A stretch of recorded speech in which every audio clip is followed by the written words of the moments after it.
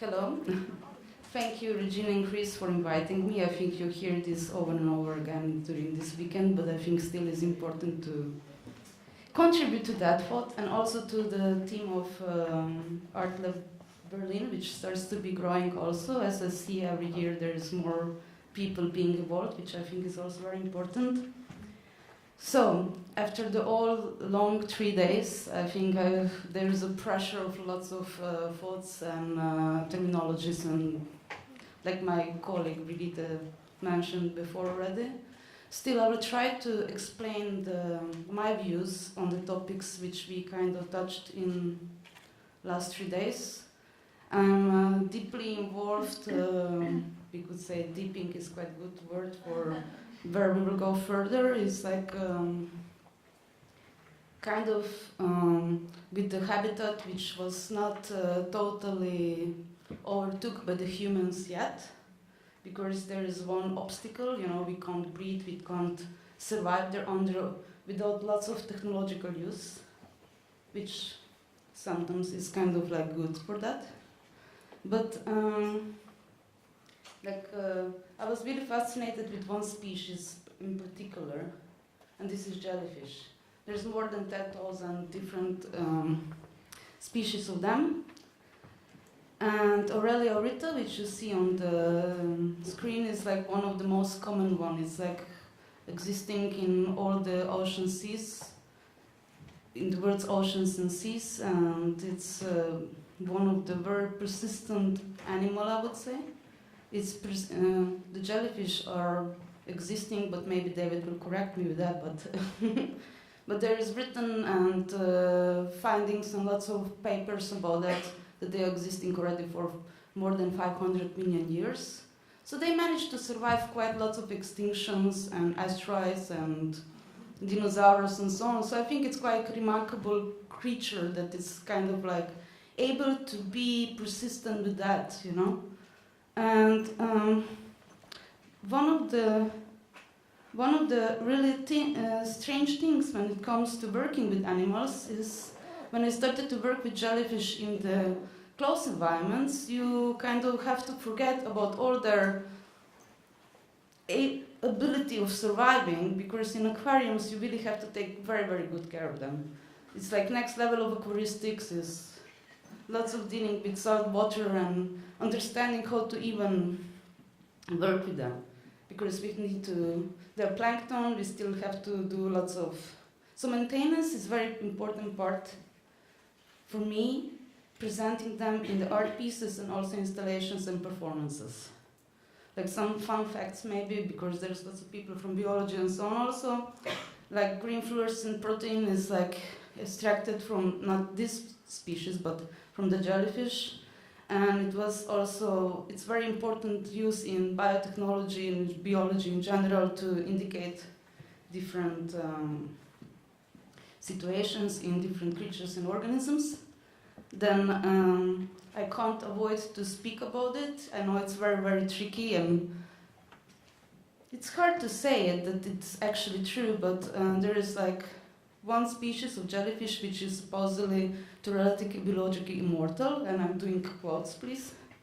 So it's a species which is like able to contract back to the polyp state, just to wait that the parameters of the environment of its own umwelt will be again enable it to live further on. And it's not cloning, it's not dividing, it's not doing anything else than just going back from adulthood to the kind of like very, very young stage, and then again to the adulthood, which is quite remarkable and really, really fascinating. And this was actually one of the fascinations which I had with it, and which I tried to communicate with installation Aurelia 1 plus Hertz proto viva generator. But I wanted also to kind of stress opinion about this kind of biotechnological ideas of downloading all the information from all the model organisms in biology, applying it to the humans, and try to push it to the next level in kind of pharmacy, drugs, using it in different ways, And it can be quite on one hand, it's very amazing to think, to use like all this knowledge and try this new biotechnological evolution, because we are still evolving and we are still in evolutionary phase, like all other creatures and everything what is surrounding us on the world. This is sometimes fact that we forget, we think that this stopped and now we are on the edge of something else.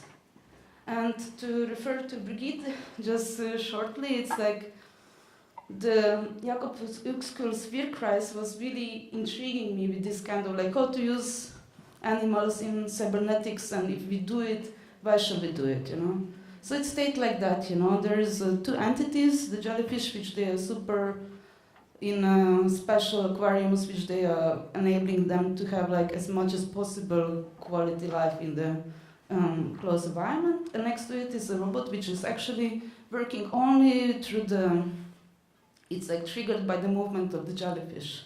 So we have been developing some tracking system, which is like applying the movement to the robot.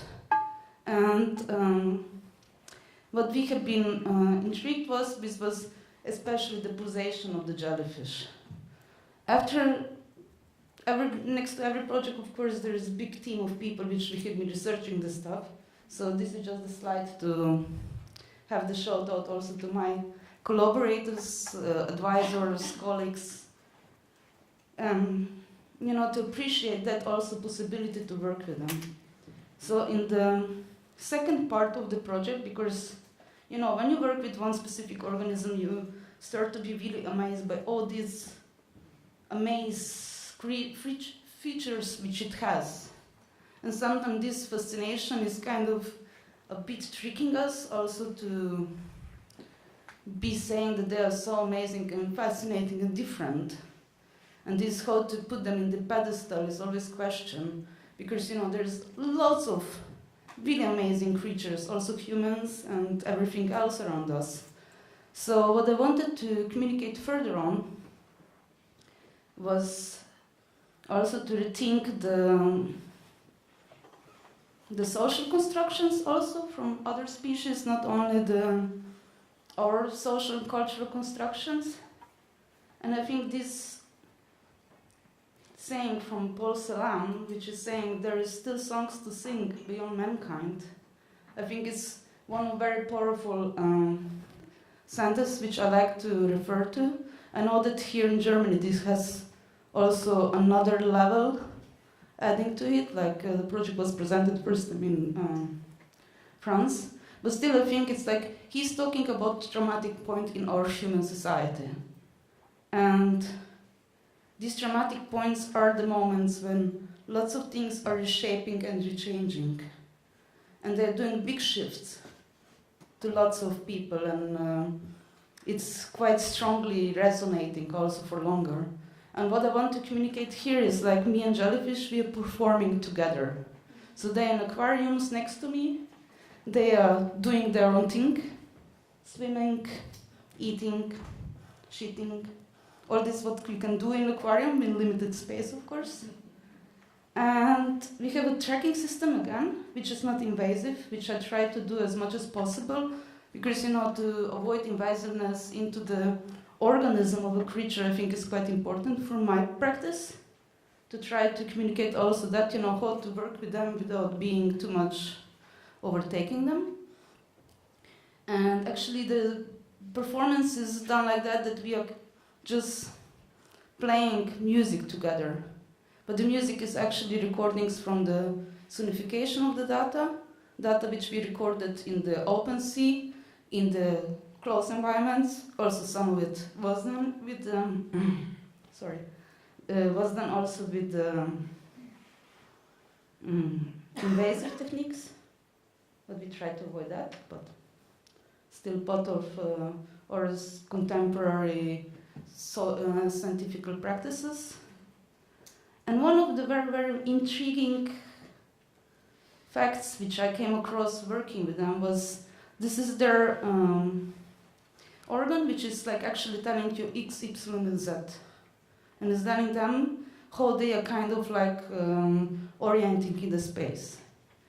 And because of that, that they have this, and this is the same like our inner organ. It's like, that's, can I?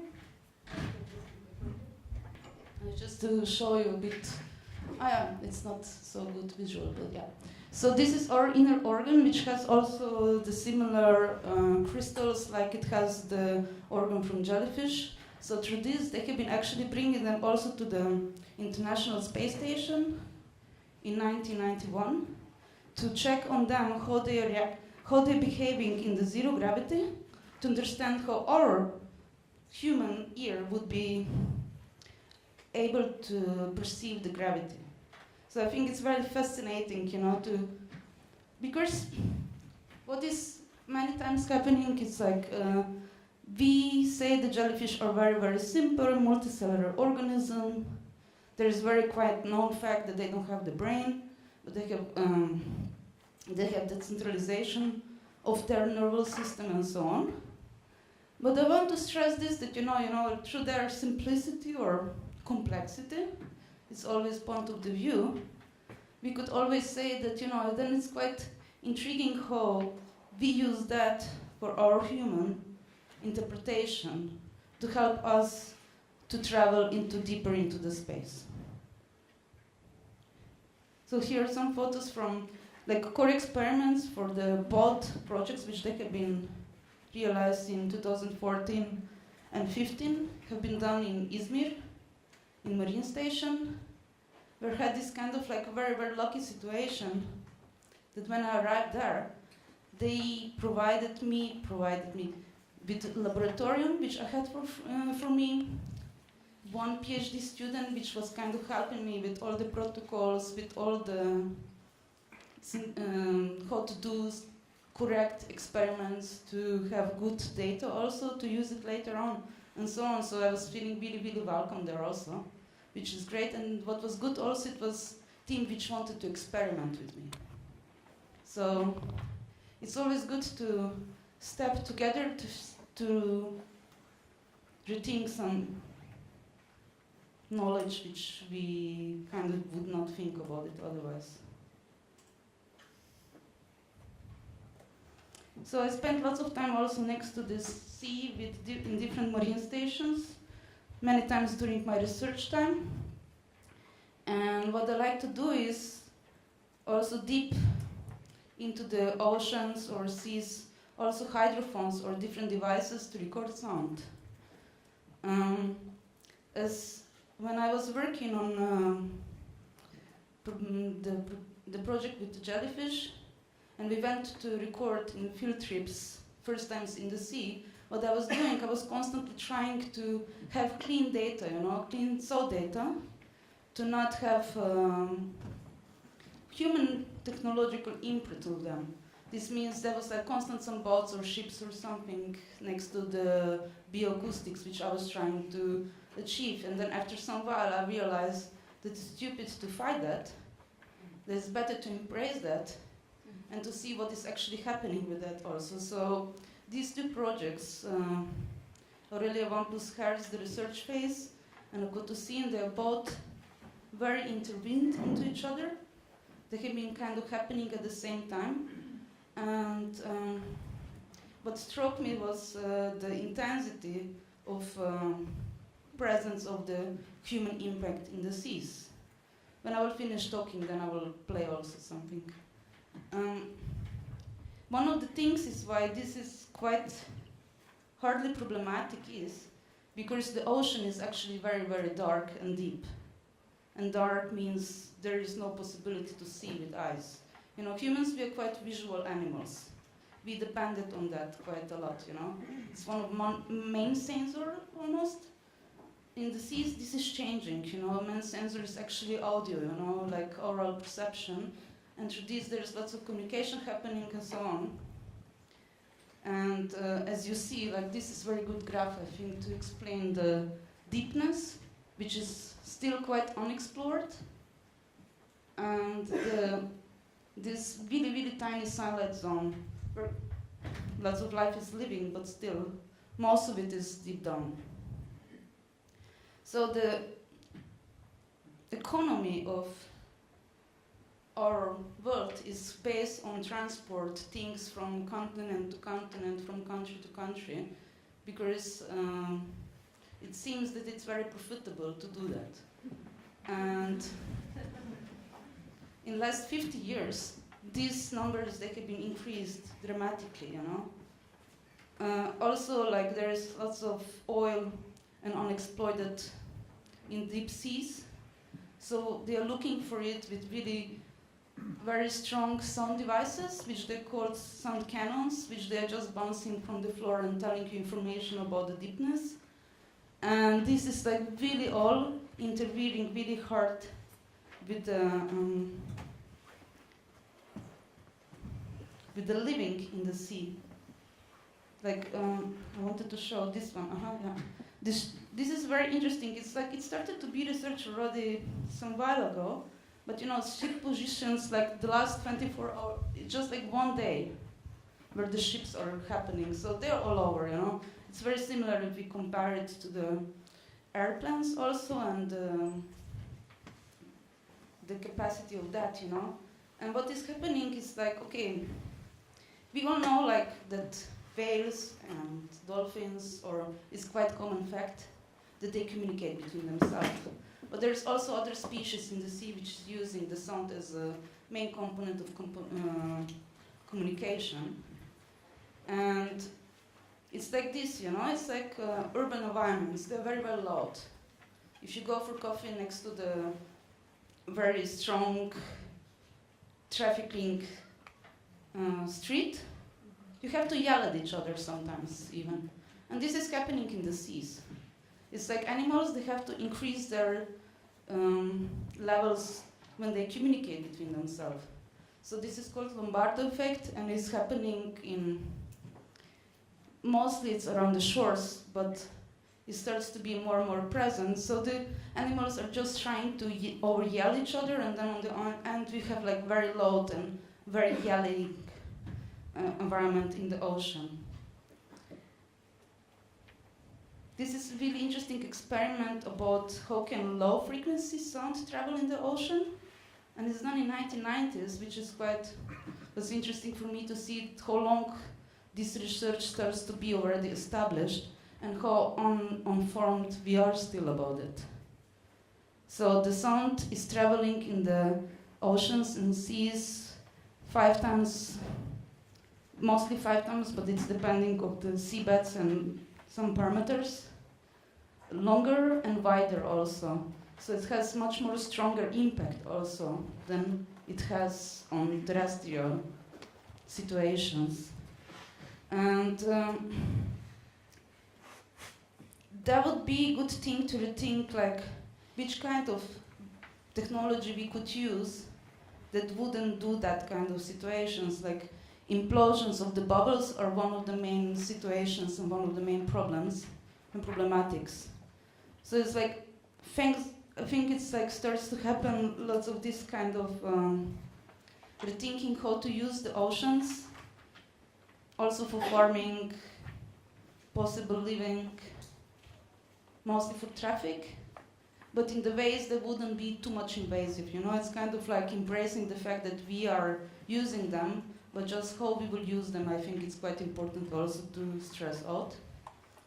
I do also many workshops, and this is one of them we did in Pixel in Bergen. And this year we have been also with a Nick Bureau having residence at Sivazzona in Portugal, which was sound-wise very boring, I would say, in the sense of like if I was trying to find bioacoustical sounds in the sense of some sounds of animals, it was almost impossible because of the special summer traffic. When the tourism is like on the high pitch, it's like impossible to hear nothing else than just ships, you know. And I started to record on different points, and I'm doing this kind of quite strict location-based compositions. So it means I stay in some point. I do recordings on different levels of the deepness. My deepness is of course connected with my cable. This is quite hard to avoid otherwise. So it goes to 30 meters, and sometimes 15. And then also in my sound compositions, I try to layer all this, you know.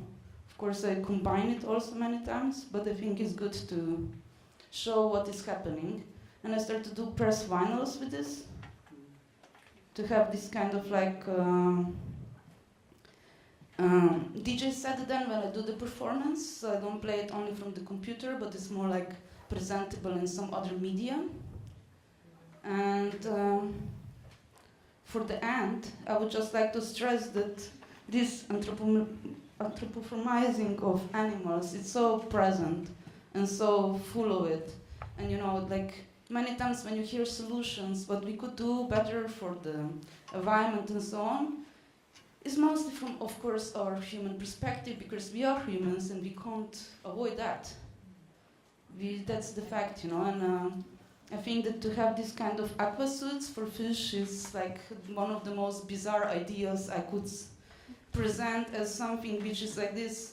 So how far we plan to bring and push the life in the seas, you know, that they would have to totally obedience us in the sense of like being technologically advanced also to fight with our human perspectives. There's lots of initiatives which they are trying to push to have like zones in the seas that they wouldn't be so present for the boats and traffic in general. Yeah, that's it for now. But we will play the sound also. So I think I'm good with time, huh? Because I prepare. There is a 5. We can close the projector. Projector yes, sound up. Projector down. Because for the listening to the sound, I think it's the best to do it with closed eyes, as is the best way how to perceive it also. On the beginning, just to explain you what we will hear, it's like a bit of shrimps, which they are very, very strongly present and very loud in the aquatic environments, and it's like 4-minute mini composition, but I hope we'll do the magic.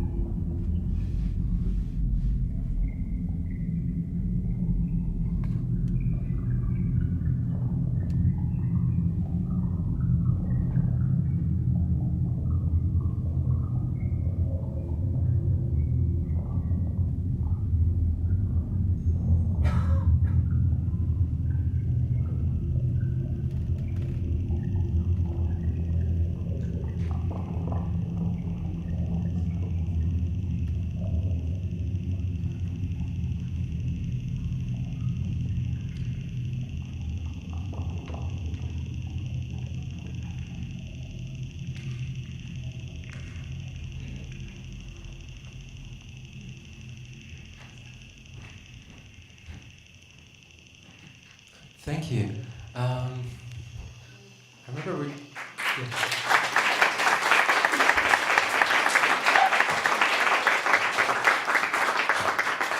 I remember talking last year, and you were about Aurelia, and you were saying, of course, they don't hear; they feel the vibrations. But this game makes it very much aware that even when we hear, it's just the way our ears catch vibrations, and maybe the brain translates it. So it's pretty much, I think, the same thing. I was just wondering how you found different sensitivities in the Aurelia in the artworks you made and their reactions. I mean, you have this one thing where they are by themselves, an installation, adapting and maybe creating their own environment, and the other one where they're interacting with your playbacks. Okay, I will say it like this, it's like Aurelia Vita is model organism in biology. There is lots of findings and so on.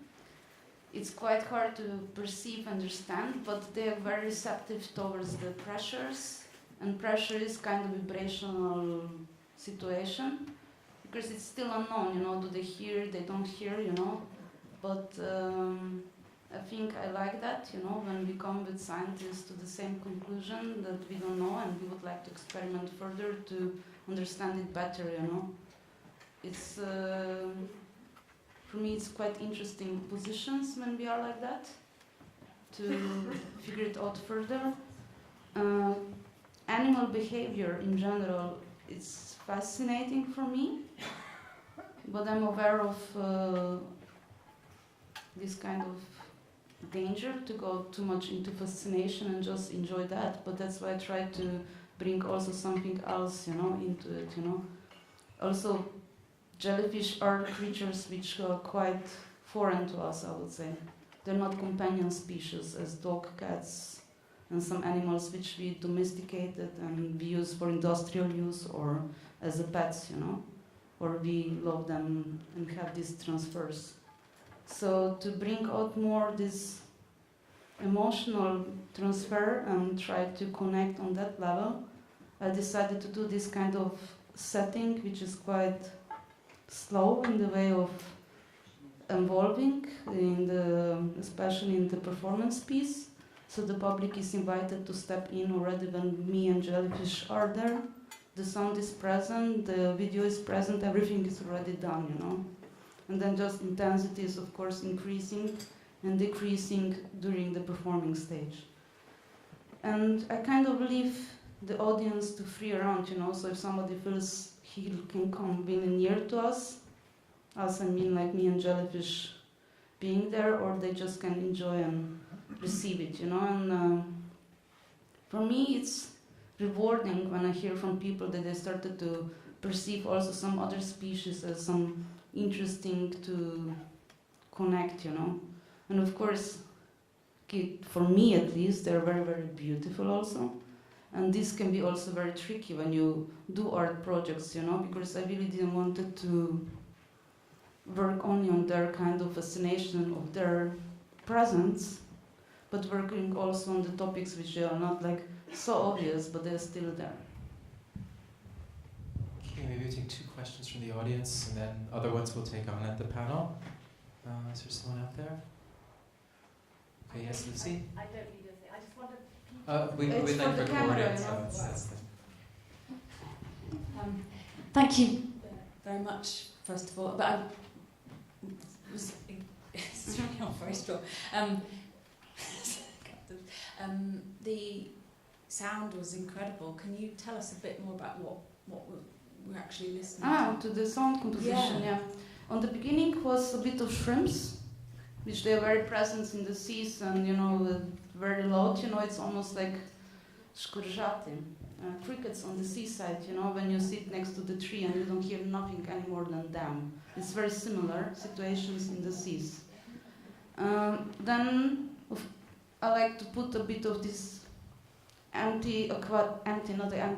aquatic situation only, and then it starts to layering up with the ships, with the... I have some recordings from naft platforms, the old platforms when they are drilling, and it's very like I didn't use it a lot here because it takes time to develop the sound, so this is just like 4-minute composition which I did for here to have a possibility to present it. But otherwise, when you play this for a long time, you know, you can start to understand how annoyingly present it is also. And there is different tankers and small ships and jets. Okay, is there another question out there? Yes. I was much more interested throughout the practice of your artistic research, let's say.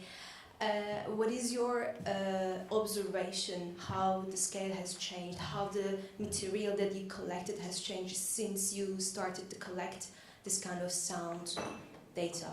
So do you somehow experience a personal change? Like, do you personally observe the change? By me? Yeah, while you are working on the sound material, while you are collecting throughout the years. It starts to change, you know, and I start to have to admit that I start to be quite conservative in the way of, I think it's good to be aware that the world which we live is in troubles, ecological, social, political. There are different levels of this stuff, of course, and can't answer everything in one sense. But, you know, I would say, and I would claim that also this kind of like traffic in the seas and the presence of all these kind of like really irritating sounds from mostly done through the human interventions, it's very political thing, you know, because it talks lots about economy, which is based on this trafficking of so much things all around the world. And these things are constantly happening all around. And of course there is also lots of other problematics, you know, from the toxins and hormonal changes and chemical changes, which Mary explained very nice, to the general macro levels, which also David presented before, you know. So there is lots of these problematics which I think is good to be addressed, and if I manage to transfer this further to the public through my sound, which is collected, it's not so much edited actually, you know, it's more like editing on the rough cuts, you know, it's not like polishing the sound, because this I was trying to do in the beginning, and then I was just asking myself who I tried to trick, you know. It's like, no, it was when I was trying to record jellyfish in the seas, because when there's like swarms of them, the sound starts to be quite damped, you know. So, and it was interesting for me how to hear that differences, but, you know, it's a present, and it's here. So, I don't know if this answers your question directly, but you know, it's like, I can't claim that I know what is the situation in Adriatic Sea and North Sea, you know, because I'm just there for 5 to 10 days, you know, I collect the data, I go, you know.